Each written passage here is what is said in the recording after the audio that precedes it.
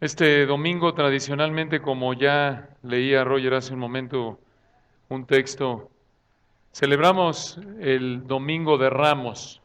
Esto es, cuando el Señor entró a Jerusalén para que en esta semana que empieza hoy cumpliera la redención por todos aquellos que habrían de creer en Él en la cruz al morir el viernes y resucitar el próximo domingo.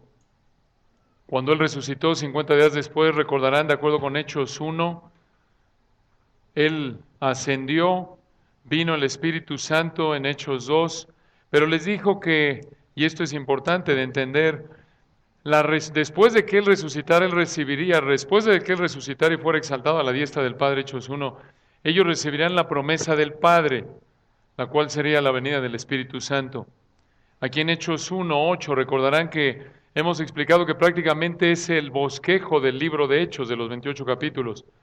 Recordarán que ahí el Señor dijo: pero recibiréis poder cuando el Espíritu Santo venga sobre vosotros, y me seréis testigos en Jerusalén, Judea y hasta lo último de la tierra.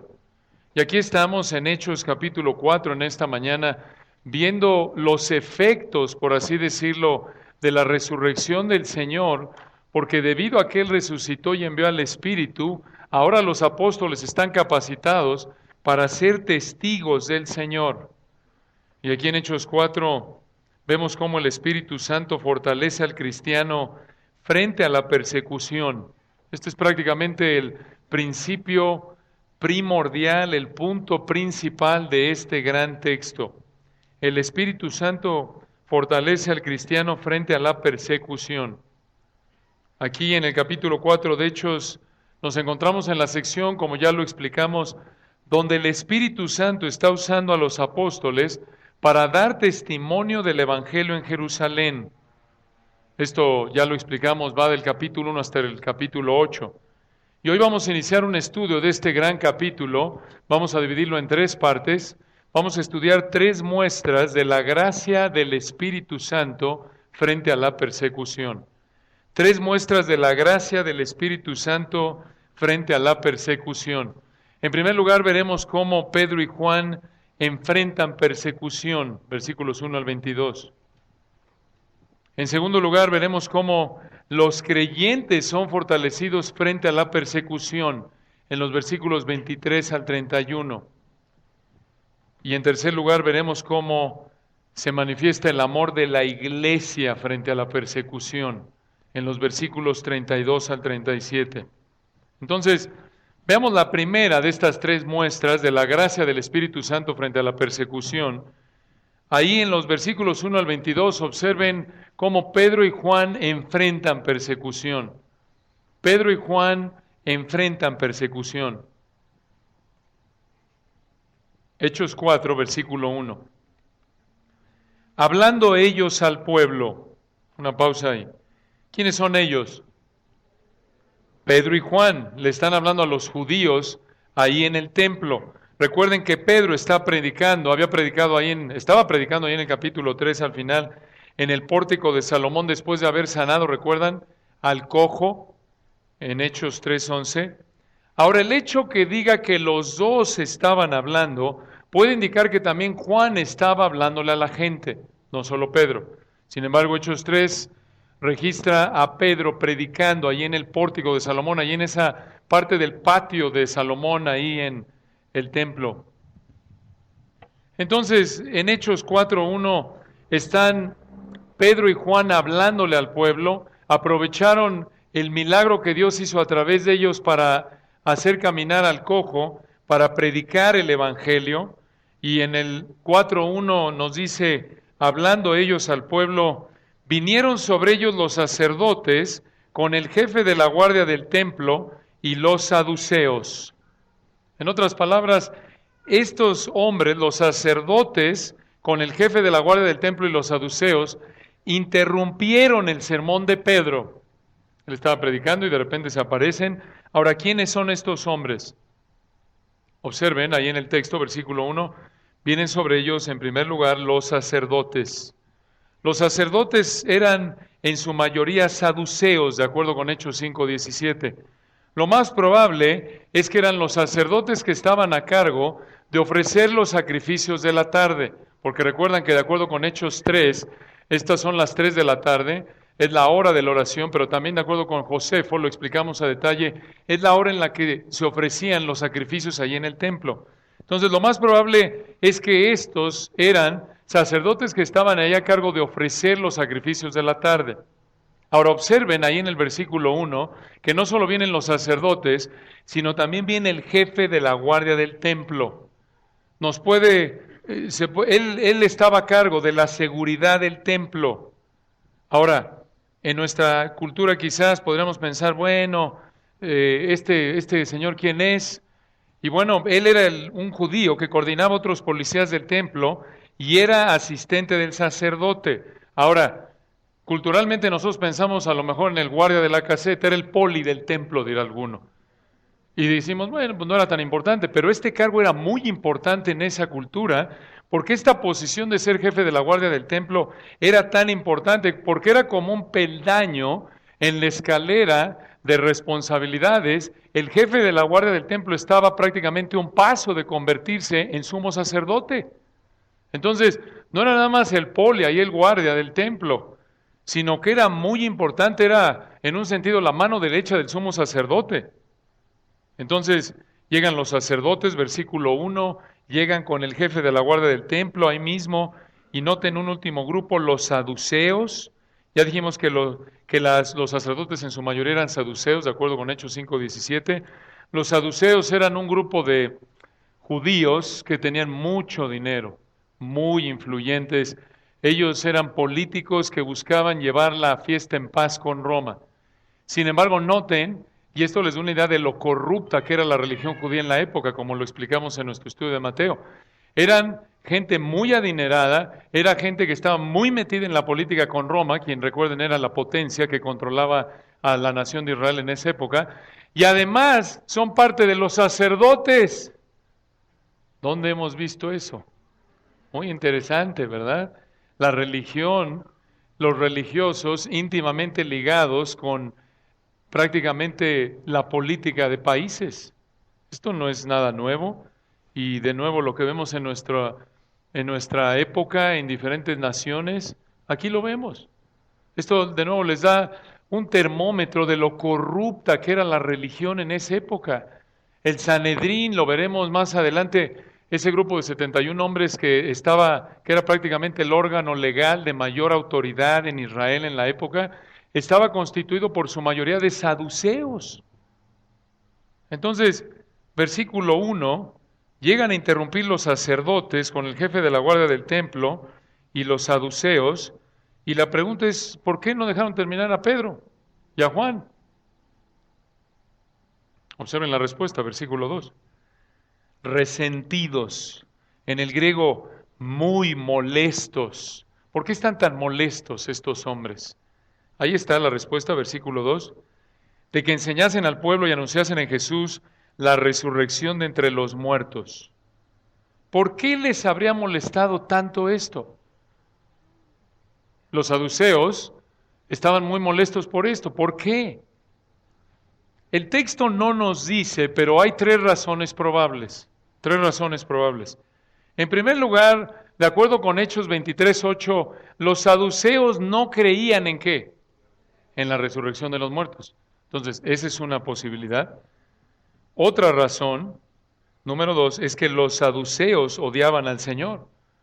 Lo vemos, por ejemplo, en Mateo 22, 23 al 33. Ellos se habían tratado de burlar públicamente del Señor, pero en Mateo 22, 34 el Señor los cayó. Este grupo de hombres, los saduceos, recordarán, son los que hicieron la pregunta ridícula de la mujer que perdió a su esposo y se casó con su hermano y su hermano y su hermano 7 veces, ¿se acuerdan?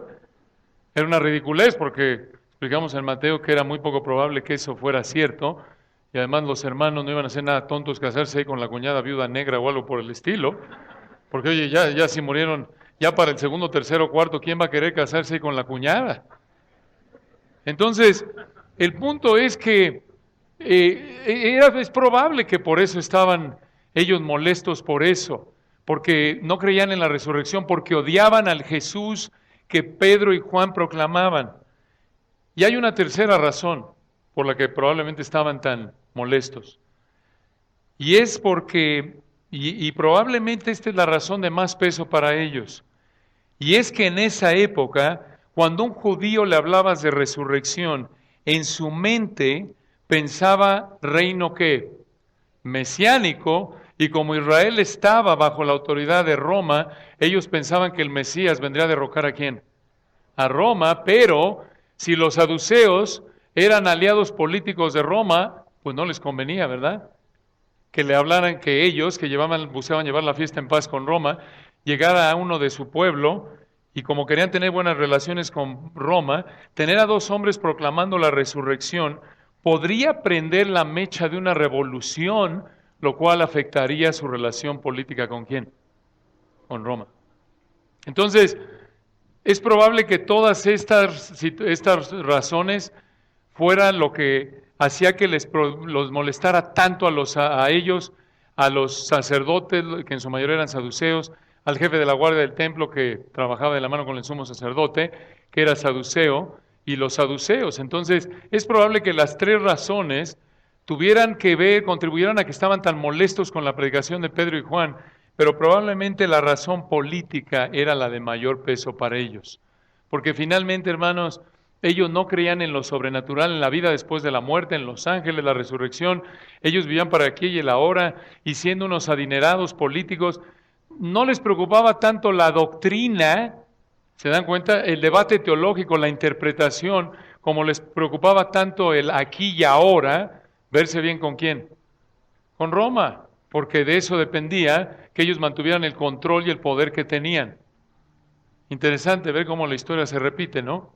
Era una mafia, en otras palabras, era una mafia, como lo vemos a lo largo de la historia, en la Biblia y fuera de la Biblia, hasta nuestra época, en diferentes naciones. Y noten versículo 3, no están nada contentos, y por ello, y les echaron mano, y los pusieron en la cárcel. La idea ahí en el griego es bajo custodia, los encerraron en un lugar, hasta el día siguiente, porque era ya tarde. ¿Por qué? ¿Por qué no en ese momento confrontaron lo que estaba pasando? Porque la ley judía prohibía que el Sanedrín se reuniera en la noche para tratar asuntos judiciales, y por ello los detuvieron hasta el otro día. Entonces, hasta ahí pensaríamos, oye, pues qué fiasco esto del milagro. En Hechos 3, Pedro sana este cojo, predica, llegan a interrumpirlo estos incrédulos, los meten a la cárcel y ahí terminó. No, vean, no es el final. Observen lo que nos explica aquí el Espíritu de Dios a través de Lucas, versículo 4. Pero muchos de los que habían oído la palabra, una pausa ahí, y recuerden que hay muchos, porque otra vez regresen Hechos 3, no olviden lo que está pasando aquí. Hechos 3:1, Pedro y Juan subían juntos al templo a la hora novena, 3 de la tarde, ¿la de qué? La oración. Y ya sanan al cojo, y versículo 9, Hechos 3:9, y todo el pueblo le vio andar y alabar a Dios, y le reconocían, versículo 10, que era el que se sentaba a pedir limosna a la puerta del templo, la hermosa, y se llenaron de asombro y espanto por lo que había sucedido.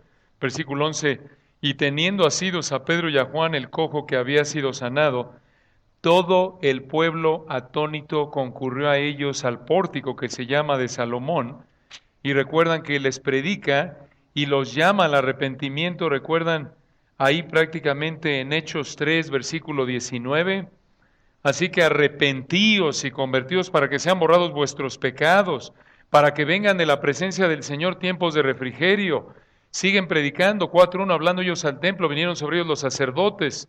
En el versículo 2 están molestos, en el 3 los apresan, y en el 4 Lucas nos lleva de regreso para decirnos qué pasó con la multitud que estaba oyendo el sermón. Y aquí está, versículo 4, Hechos 4, pero muchos de los que habían oído la palabra, ya dijimos todo el pueblo que estaba ahí, que eran muchos, porque de nuevo era la hora de la oración, la hora del sacrificio, y por ello había muchísima gente, hombres, versículo 4, muchos de los que habían oído la palabra, ¿qué cosa? Creyeron, y el número de los varones era como 5,000. Aquí Lucas regresa para decirnos cómo respondió la gente de nuevo al sermón de Pedro. Noten, a pesar de la persecución de las autoridades del templo, muchos de los que oyeron a Pedro en Hechos 3 creyeron.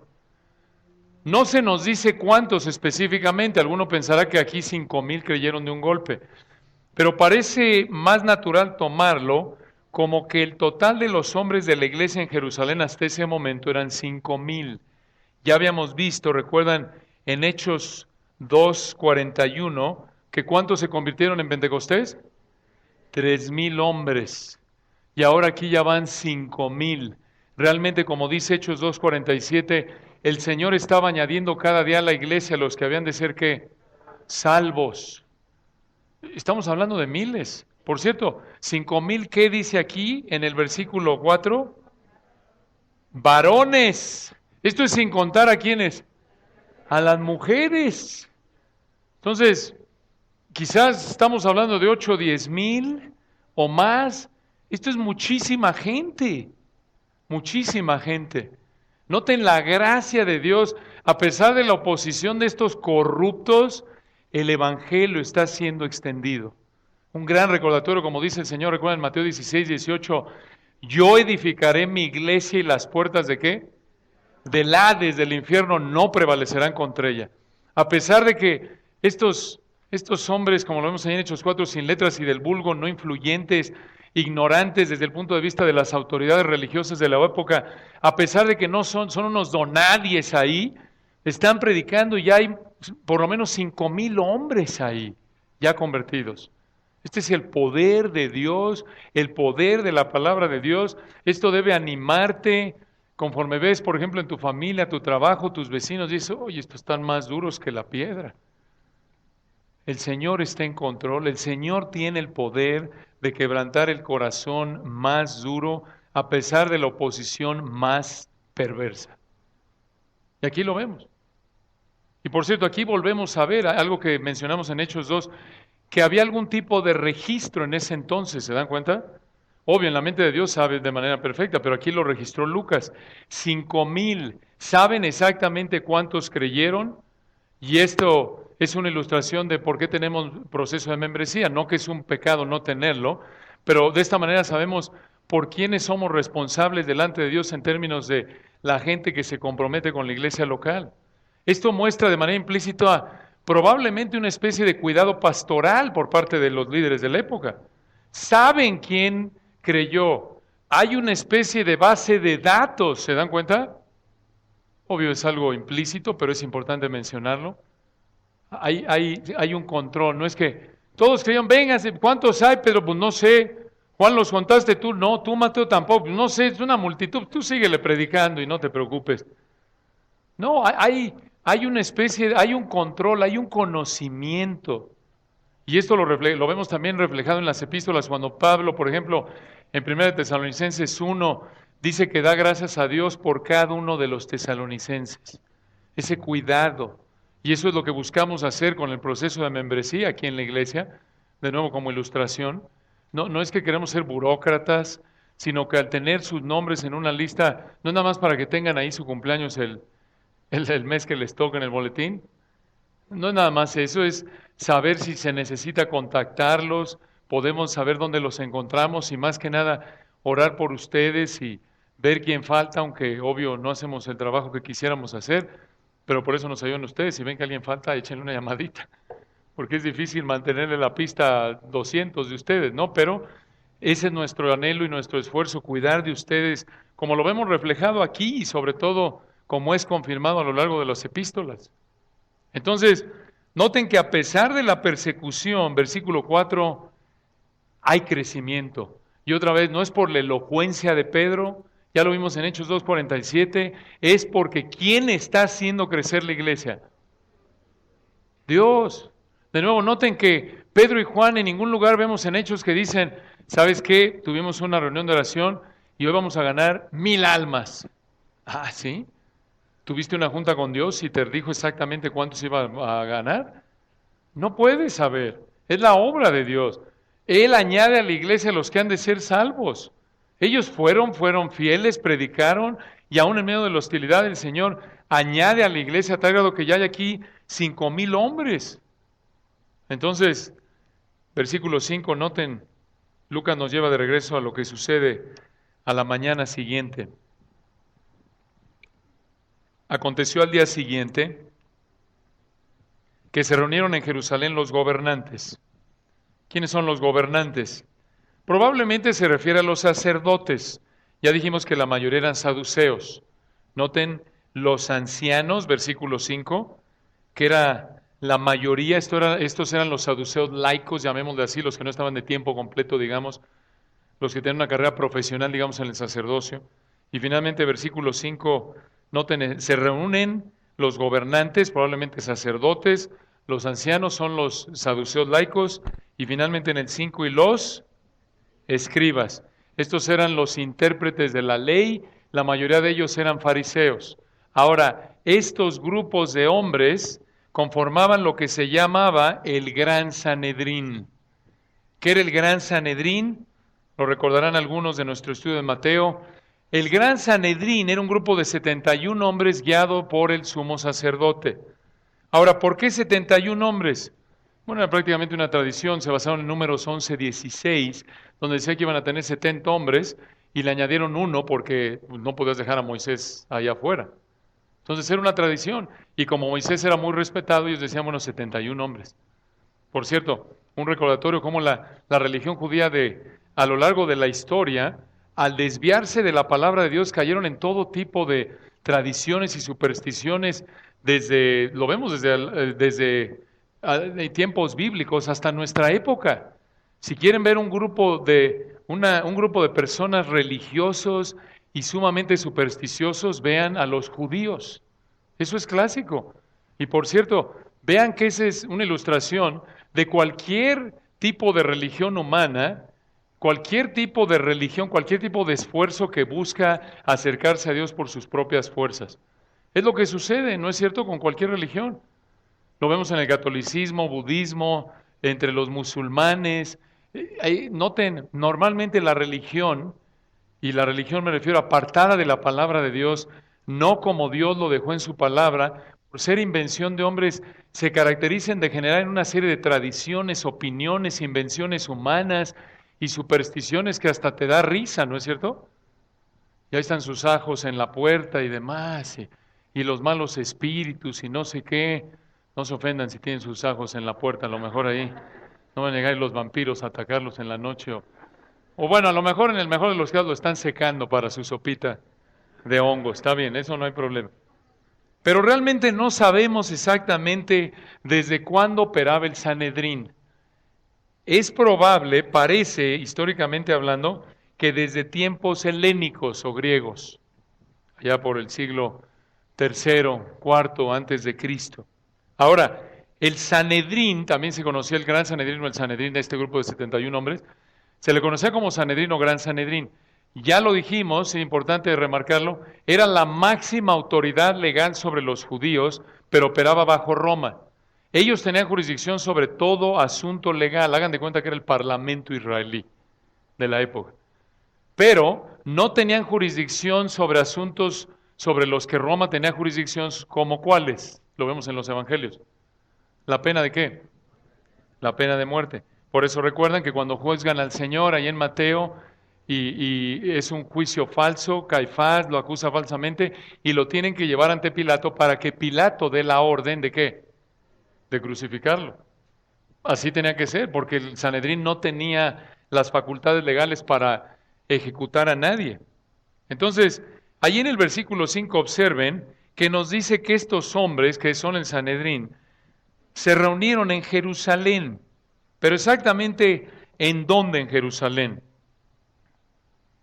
No estamos del todo seguros. Algunos dirán, oye, pierde el tiempo haciendo preguntas que no puede responder. Hermanos, así estudiamos la Biblia, hay que bombardear el texto de preguntas y esto nos lleva a estudiar, buscar en la Biblia, sino en la historia y de nuevo, por eso tenemos que ser honestos, hacemos la pregunta, no estamos del todo seguros. Tenemos indicios de Josefo, el historiador judío, que se reunían al oeste del templo afuera, pero hay registros rabínicos que indican que el Sanedrín se reunía en el templo en un salón que tenían ahí en la parte sur del templo. Entonces, realmente no estamos seguros. Tenían algún lugar, se reunieron. Y entonces al día después, noten, de que las autoridades del templo encarcelan a Pedro y a Juan, el Sanedrín tiene una junta, y versículo 6, y el sumo sacerdote Anás y Caifás, una pausa ahí, hermanos, no hemos acabado con la corrupción, ahí les va, como si no fuera suficiente lo de los saduceos, ahí va más. Anás, recordarán de nuestro estudio de Mateo, era el suegro y Caifás el yerno. Ya con eso, si quieres ver nepotismo, ahí les va. Aquí está una ilustración bíblica de nepotismo en toda su gloria, observen. Oficialmente Anás dejó de ser sumo sacerdote en el 15 después de Cristo, pero siguió ejerciendo tal influencia, escuchen esto, que después de él llegaron a ser sumos sacerdotes 5 de sus hijos, un nieto y ahora el yernito, Caifás. Esto es una mafia familiar, como pueden ver. Y tú dirás, bueno, es una empresa y bueno, ahí por confianza el papá le dejó la empresa al hijo, ok, no hay problema, pero oye, estás hablando supuestamente de los que deben ser los más espirituales de Israel. Eran unos corruptos. Caifás era el sumo sacerdote oficial en ese entonces, comenzó en el 18 después de Cristo y siguió hasta el 36. Es muchísimo. Eso les da una idea de otra vez el control que tenían. Aquí estamos en el 30 después de Cristo en Hechos 4. Caifás controlaba el templo y era un corrupto, como lo vemos por ejemplo en el negocio que tenía de venta de animales y prácticamente casas de cambio, llamémosle así en el templo, ¿recuerdan? Cuando llega el Señor Jesús a limpiar el templo por segunda vez en Mateo 21:12 y dice que esta es mi casa, que debía ser casa de oración, el lugar al que iban a ofrecer su oración, la gente a Dios, ofrecer sus sacrificios, pero ellos la habían convertido en cueva de ¿qué dice? De ladrones. Estos eran unos corruptos. Este era el gremio, en términos contemporáneos, de los sacerdotes. Estos eran unos corruptos de lo peor, como pueden ver. Estás hablando de un sindicato con poder, aquí está, en toda su gloria. Controlaban el templo. Y además, recuerden, para que vean cómo manejaban a Roma, qué bárbaro, ¿dónde hemos visto estos paralelos? Qué interesante, ¿no? Manejaban a Roma como su títere. Y por eso recuerdan que cuando está delante prácticamente de Pilato y les dice a los judíos, cuando están juzgando al Señor en Mateo 27, y les dice, ¿saben qué? Yo soy inocente me lavo las manos por este hombre, y en los otros evangelios vemos que le dicen, oye, hazlo Pilato, porque si no, te vamos a acusar ¿con quién? Te vamos a acusar. Entonces dijo Pilato, no, pues si no quedo bien con estos señores, mi carrera política queda truncada. Entonces, bueno, ahí está, yo me hago el tonto y me lavo las manos, igual de corrupto que ellos, allá ustedes, y ellos dicen, sobre nosotros está.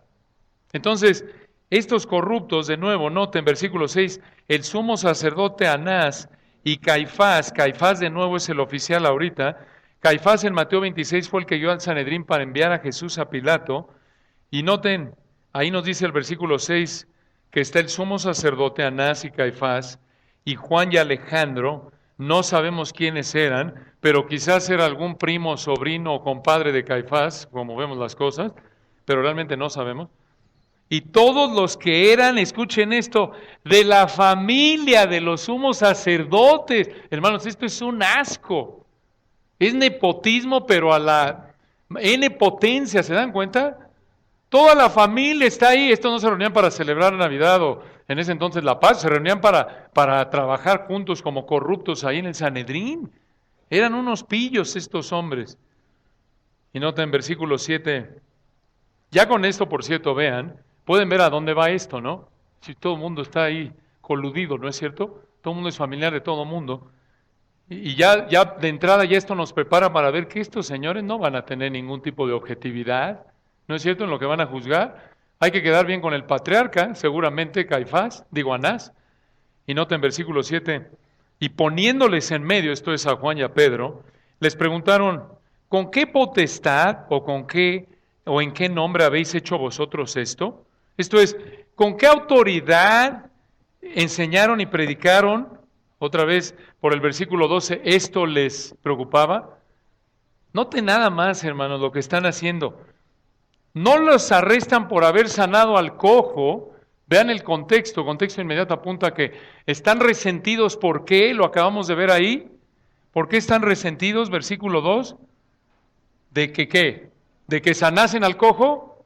No, de que enseñasen al pueblo y anunciasen en Jesús la resurrección de entre los muertos. ¿Se dan cuenta? Esto nos apunta, otra vez el texto no lo dice claramente, que realmente otra vez fue por motivos políticos que estaban tan enojados. No les preocupa lo del cojo, les preocupa que a lo mejor vayan a insuscitar ahí probablemente una resurrección contra Roma. Versículo 8, entonces Pedro, escuchen esto, lleno del Espíritu Santo, les dijo, gobernantes del pueblo y ancianos de Israel. Una pausa ahí. Observen la frase llenos del Espíritu Santo. Pedro va a responder a lo que le cuestionaron en el versículo 7. Está lleno del Espíritu Santo. Hermanos, este es un momento de inspiración única en ese momento. Esto es algo único en la historia. ¿Por qué decimos esto? Muy importante explicar esto como lo señala un comentarista llamado Paul Hill. La palabra lleno ahí en el versículo 8, escuchen, y voy a hablar en términos un poco técnicos aquí, pero escuchen, es importante que lo escuchen. Está en aoristo participio en el griego. Plesteis es el verbo, plesteis es un aoristo participio. ¿Por qué es importante eso? Pregúntenle al profesor Julio después del sermón, que está dando griego a las 9 de la mañana. Es importante esto por esta razón, escuchen. Es usada para momentos especiales de inspiración como aquí. Lo vemos en Lucas 1.15, Lucas 1.41, Lucas 1.67, Hechos 13.9. Escuchen esto. ¿Quién fue el que escribió Lucas y el libro de Hechos? El mismo Lucas, el médico, el amigo de Pablo.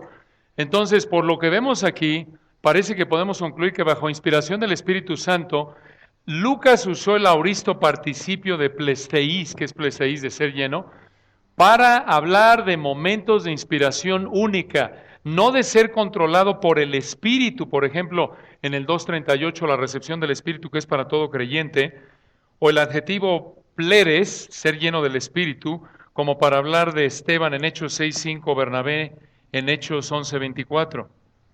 Esto es, hermanos, dicho de otra manera, esto es inspiración verbal. Esto es único en la historia. Esto es de lo que el Señor les habló en Mateo 10, 19 y 20, que cuando estuvieran delante, ¿recuerdan? De sus perseguidores, no se preocuparan porque ¿qué? El Espíritu les diría qué, indicaría qué decir. Entonces, esto lo podríamos llamar inspiración verbal. El Espíritu capacitó aquí a Pedro para predicar con valentía de una manera única. Ahora, la pregunta del millón obvio es, ¿esto se aplica a nuestra época? No. Sin embargo, hay algunos que creen que sí. Hay algunos que dicen, mira, cuando prediques no te preocupes, el Espíritu te va a dar la capacidad, te va a dar las palabras que decir, como lo hizo con Pedro en esa época. Bueno, en la soberanía de Dios, Dios puede en su providencia traer a tu memoria lo que has estudiado y lo enseñas, lo predicas, ¿no? Pero inspiración verbal, así como Pedro, eso no es para nuestra época. Eso fue para la época apostólica.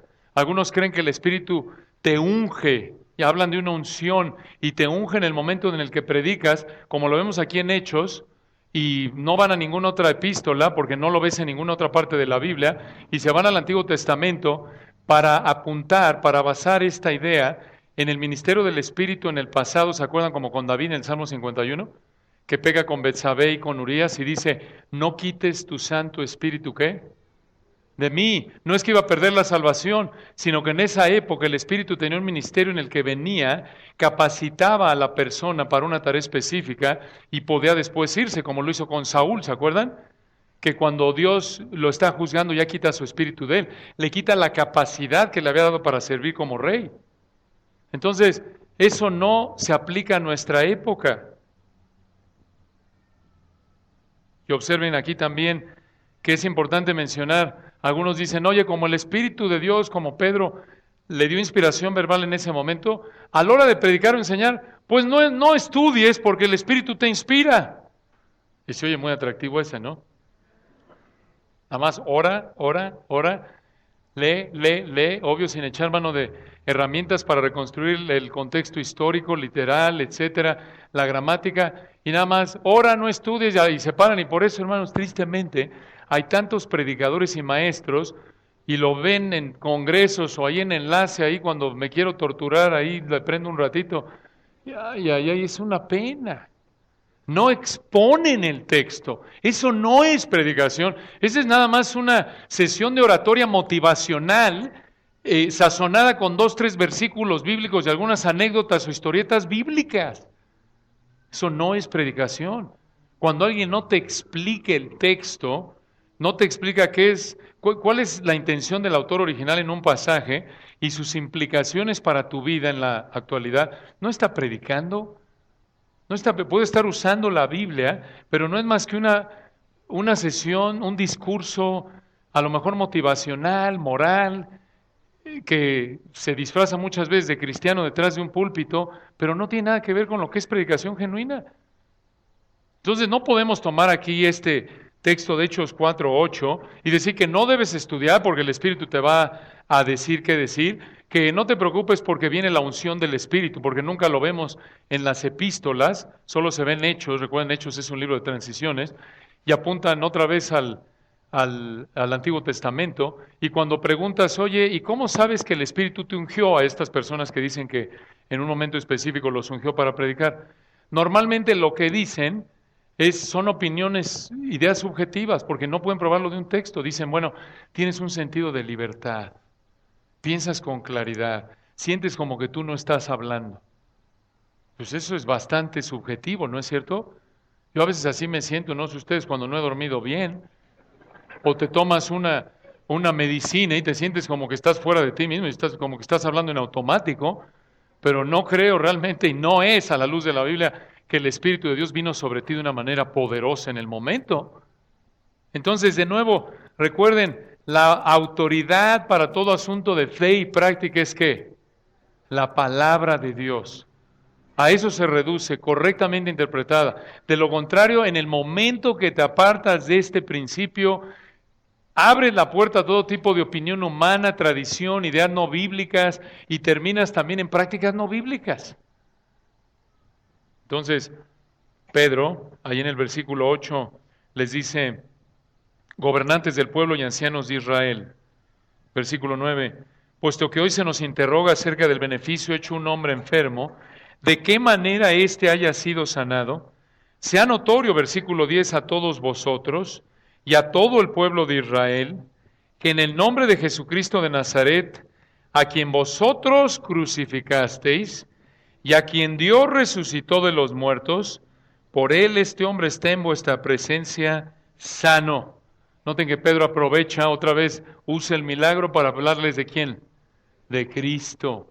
Noten otra vez su humildad, no se para el cuello, nada. No dice, ya vieron ustedes son los ricachones y yo tengo poder, yo lo levanté, ustedes no pueden. Corruptos, no. Noten, los denuncia, vean su valentía, su humildad, como lo vimos en el capítulo 3, les dice, ustedes lo crucificaron y Dios lo resucitó, que por cierto fue como echarle limón a la herida, para que sientan, por así decirlo. Obvio, no fue la intención de Pedro, pero esto era ofensivo para ellos, otra vez porque su persuasión es de qué, doctrinalmente hablando, ¿son qué? Saduceos, no creen en la resurrección. Y Pedro les dice, ustedes lo crucificaron, pero Dios ¿qué? Lo resucitó. Y versículo 11 continúa Pedro, este Jesús, en los mejores manuscritos no dice Jesús, pero por el contexto vemos que este se refiere a Jesús. Este Jesús es la piedra reprobada por vosotros, los edificadores, esto es, ellos eran los edificadores porque eran los líderes, la cual ha venido a ser cabeza del ángulo. Pedro aquí cita el Salmo 118, 22, mostrándoles con esa referencia lo que les dijo en el versículo 10, ellos rechazaron a Cristo, pero Dios ¿qué? Lo resucitó. Está confrontándolos de nuevo. Y noten, por si fuera poco, no solo les dice, ustedes lo mataron, versículo 11, pero Dios lo resucitó, lo cual ellos no creían, pero les molestaba políticamente porque pensar en un Mesías que todavía vive y la gente quería ser liberada de Roma, políticamente no les ayudaba. Pero encima de eso, escuchen lo que les dice, versículo 12. Noten qué versículo, lo conocemos de memoria, pero vean su contexto. Y en ningún otro hay salvación, porque no hay otro nombre bajo el cielo dado a los hombres en que podamos, en el griego, en que debamos ser salvos. Pedro les dice, ustedes rechazaron al único por el que podemos tener salvación. Es una declaración potente, ¿no es cierto? Y aquí Pedro está hablando de lo que podemos llamar, escuchen esto, la exclusividad de la salvación. Dios solo salva a través de una fe arrepentida ¿en quién? En Cristo. No hay diferentes maneras de llegar a Dios. Solo hay una, y es a través de quién. Aquí está. No hay otro nombre bajo el cielo en que podamos ser ¿qué? Salvo. Si Dios hubiera querido dar muchos caminos, lo hubiera hecho. Él tiene el poder, ¿no es cierto? A ver, voy a mandar a Jesús, a Mahoma, a Buda, a otro y otro. Ok, no hay problema. Diferentes opciones para diferentes gustos. Ustedes escojan, los veo allá arriba. No. Lo reitera la palabra de Dios. Juan 14:6. Yo soy el camino, ¿recuerdan? La verdad y la vida, y nadie viene al Padre sino ¿por quién? Por mí. Obvio, esto choca con la manera de pensar moderna, la mente caída del hombre, el posmodernismo, de pensar que como a ti se te antoje, tú llegas. Yo tengo mi camino, tú el tuyo, respétame y todos nos vemos allá arriba. No es lo que enseña la Biblia. Solo hay un camino y el no llegar a Dios a través de Cristo, no hay otra manera de llegar a Dios, implica que vas a terminar en el camino amplio que lleva a la destrucción, al fuego eterno en el infierno. Recuerdan, Pablo lo reitera en 1 Timoteo 2:5. Porque hay un solo ¿qué? Solo Dios. Y un solo mediador entre Dios y los hombres. ¿Quién? Jesucristo, hombre. Nada más. No hay otro. No hay otra manera de que podamos llegar a Dios. Él es el único camino. Y noten, versículo 13. Les dicen esto al Sanedrín. Obvio, esto es muy valiente, ¿no?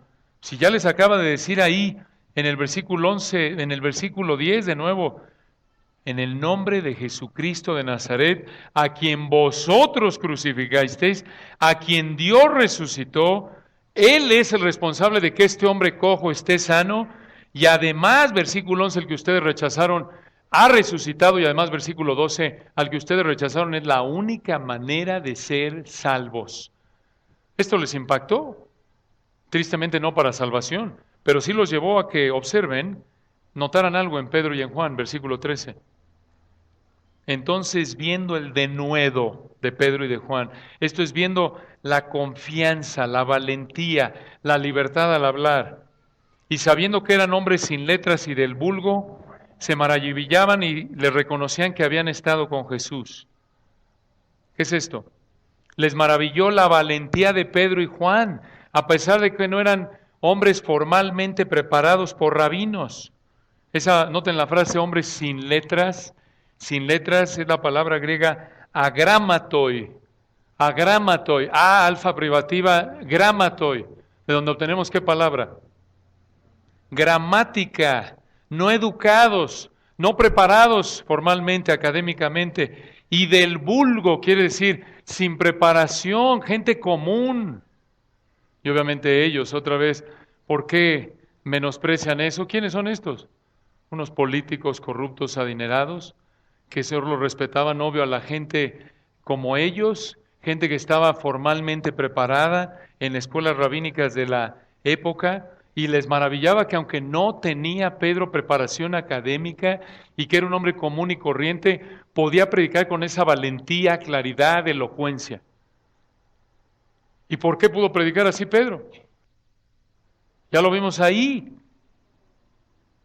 ¿Recuerdan? En el versículo 8, porque Pedro estaba ¿qué? Lleno del Espíritu Santo. Por cierto, esa frase, noten en el versículo 13, le reconocían que habían estado con Jesús muchos, la toman y le hacen todo un devocional muy lindo y tienes que estar con Jesús y demás. Y se entiende que tenemos que estar con Jesús a través de la oración y la palabra, pero el punto es que simplemente reconocieron que ellos eran de los que estaban con ¿quién?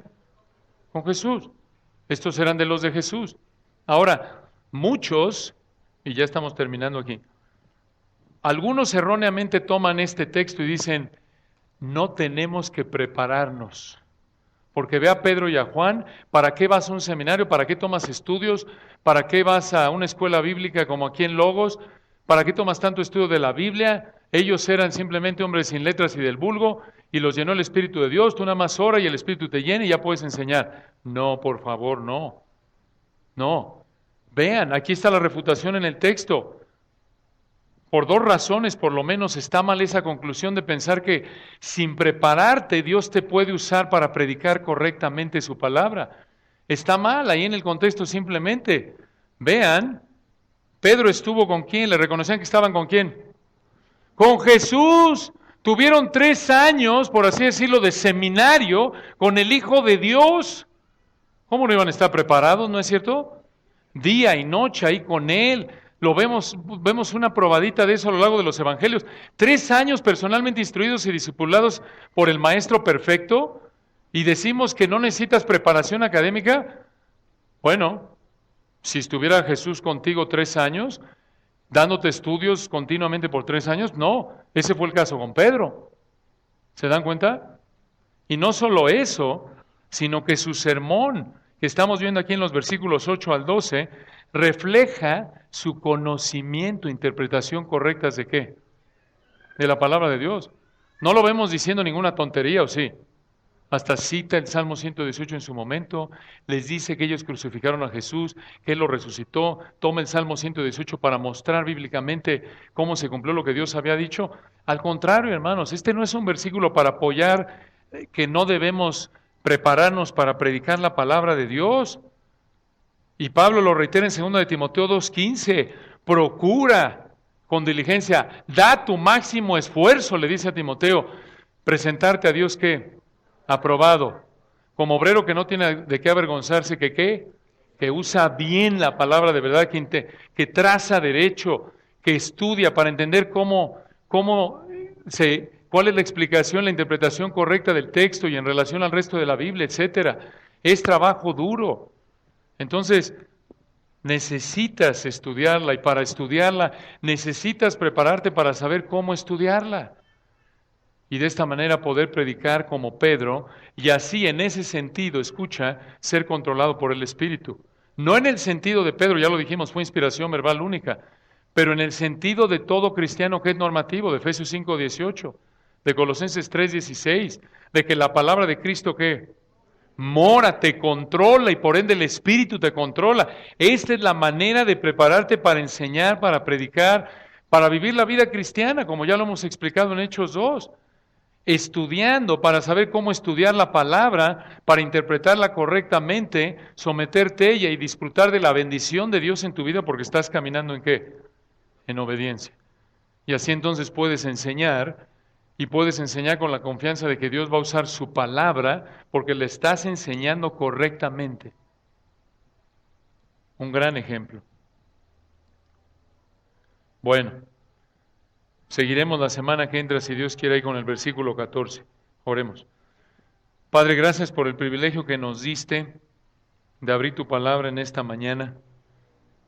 Gracias por esta hermosa verdad de que no hay otro nombre bajo el cielo dado a los hombres en que podamos ser salvos.